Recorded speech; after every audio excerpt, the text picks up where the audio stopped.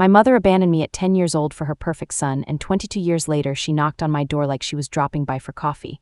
My name is Claire, I was 32 years old, and I am a pediatric occupational therapist in Nashville, Tennessee. I spend my days helping children recover things they were never supposed to lose. I opened the door and there she was, my mother Sandra, 58 years old, smaller than I remembered, holding a photo album against her chest like a shield. She said, "Claire, hi baby." I said, "Sandra." She flinched at that. I had decided that a long time ago if she ever showed up she would be Sandra, not Mom. Mom was a name for someone who stayed. She said, "I've been thinking about you. I just needed to see you." I stepped back and let her in because I needed to know why, not for her, for me. I put the kettle on, my hands were completely steady, and I kept asking myself, why now? After 22 years, why today? She sat at my kitchen table and I put coffee in front of her, and she looked around my apartment like she was taking inventory. She noticed the photo on the windowsill, my grandmother's picture, the woman who actually raised me, and she looked away fast. I sat across from her. I said, "So," she said, "you have a beautiful place." I said, "Thank you." "Why are you here, Sandra?" She set her cup down. She said, "I've been doing a lot of thinking about the past, about choices I made. I want you to know that leaving was the hardest thing I ever did." I looked at her. I said, "Leaving was hard for you." She said, "It was. You don't know how much I carried that." I picked up my coffee. I didn't say anything. She had just told me in 2 sentences that she came here to talk about what she went through. Not what she did to me. My chest tightened before I could name why. I asked her one question. I said, "Why did you take Marcus and not me?" She wrapped both hands around her cup. She said, "Marcus was struggling. He needed more, he was sensitive. You were always so capable, so independent, even at 10. I said, "I was 10. She said, "I know, but you were strong, Claire."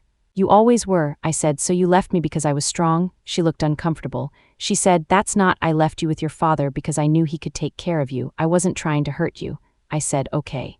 So it was about Dad's ability to take care of me." She said, "Partly, yes." I said, "Last time you said it was about Marcus needing you more." She stopped. I watched her realize she had given me 2 different answers in 4 minutes.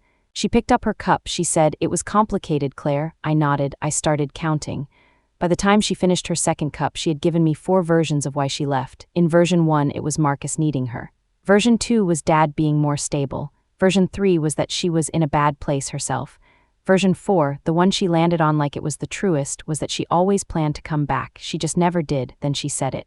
Carefully, like she was placing something fragile on a table. She said, "I don't suppose have you heard from Marcus lately?" I kept my face completely still. My older brother Marcus and I had been talking on the phone every 2 weeks for 6 years. She didn't know that. She had no idea. I said, "Why do you ask?" She said, We've had some distance. I just wondered if you two had reconnected."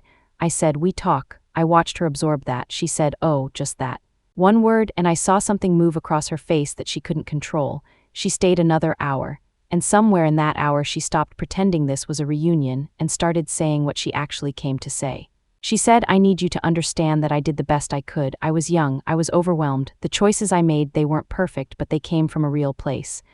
I said, "What place?" She said, "Fear, survival." "I was trying to survive, Claire." I looked at her. I said, "I was 10, I was also trying to survive." She looked at her hands, then she said very quietly, "I need to know that you don't hate me." And there it was. Not, "I'm sorry for what I did to you," not, "I want to make this right." Then she said something else, quietly, almost to herself. She said, "There are things your father did too, Claire, things I never told you. Things I probably should have said a long time ago." I looked at her. She looked away. She didn't finish that thought. She never did. She had driven to Nashville to get something from the daughter she left behind. And I was the only one left who might give it to her. If you've ever been someone's last option dressed up as their first choice, you already know why I couldn't sleep that night. She left at 4 in the afternoon. I stood at my window and watched her car pull away, and then I sat down in my blue reading chair and stayed there for a long time without moving. Then I picked up my phone and called Marcus. He picked up on the second ring. He said, "She came to you too, didn't she?" It wasn't a question. I said, "She came here today." "How did you know?" He said, "Because I told her I wouldn't talk to her. So she would go to the next person on the list." I said, "Marcus, I'm the only other person on that list." He was quiet for a moment, then he said, "I know." I said, "Why did you cut her off?" 3 years ago, what happened?" He said, "Claire, there's something I need to tell you, something I found out about why she really left." I sat up straighter in my chair. I said, "Tell me." He said, "Not over the phone." "Can I come to Nashville?" My hands went cold. Marcus came on a Saturday. We sat at my kitchen table, the same table where Sandra had sat 3 days before, and he told me.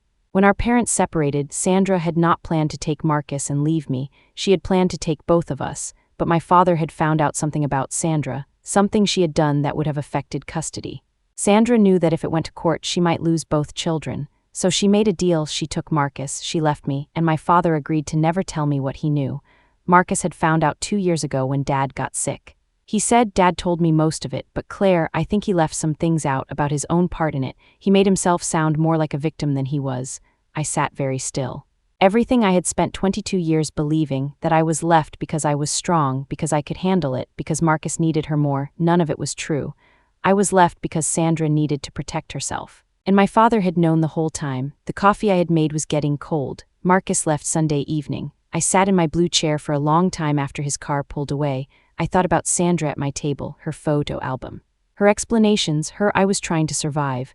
Then I called my father. He picked up immediately. I said, Dad, Marcus told me about the deal. Silence, long enough that I counted it. Then he said, Claire, I'm sorry. I thought keeping it from you was protecting you. I said, is there anything else, anything Marcus doesn't know? Another silence, different kind. He said, there is one more thing. I said, tell me. He said, leaving you wasn't Sandra's idea first. It was mine. I told her if she fought for custody I would tell your grandmother, Sandra's mother, everything Sandra had done.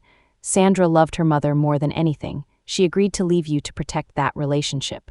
I used that against her, Claire. We both made choices that day. Neither of us asked you anything.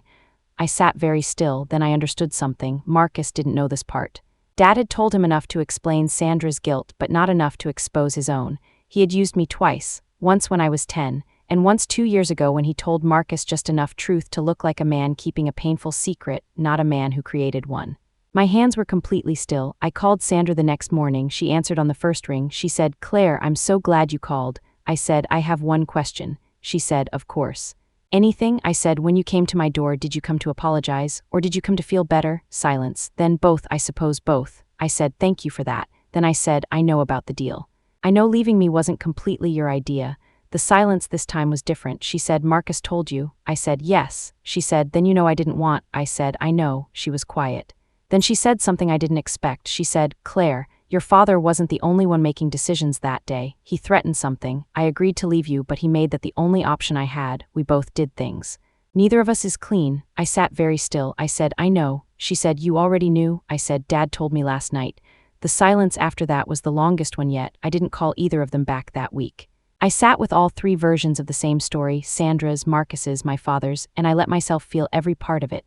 A 10-year-old girl, 3 adults, 3 decisions. Nobody asked her anything. I opened the photo album Sandra had left on my table. I went through it slowly. Every photo of me was placed at the back, behind Marcus, behind Sandra, behind a family that looked like it had 2 people in it. She had kept this album for 22 years and organized it that way. I closed it. I put it on the shelf next to my grandmother's photo, not because I forgave everyone. Because I was done letting their story be the only story in the room. I sent Sandra one text, I'm not ready. I don't know if I ever will be, but I hope you find what you came looking for. I called Dad and said, I love you. I know you did what you thought was right, and I need some time. If this story stayed with you, if you were ever the child caught between adults making deals, please like this video, subscribe so you never miss one of these, and leave me a comment. Who do you think was most wrong? I used to think closure meant getting an answer. Now I know sometimes closure is deciding the question no longer matters.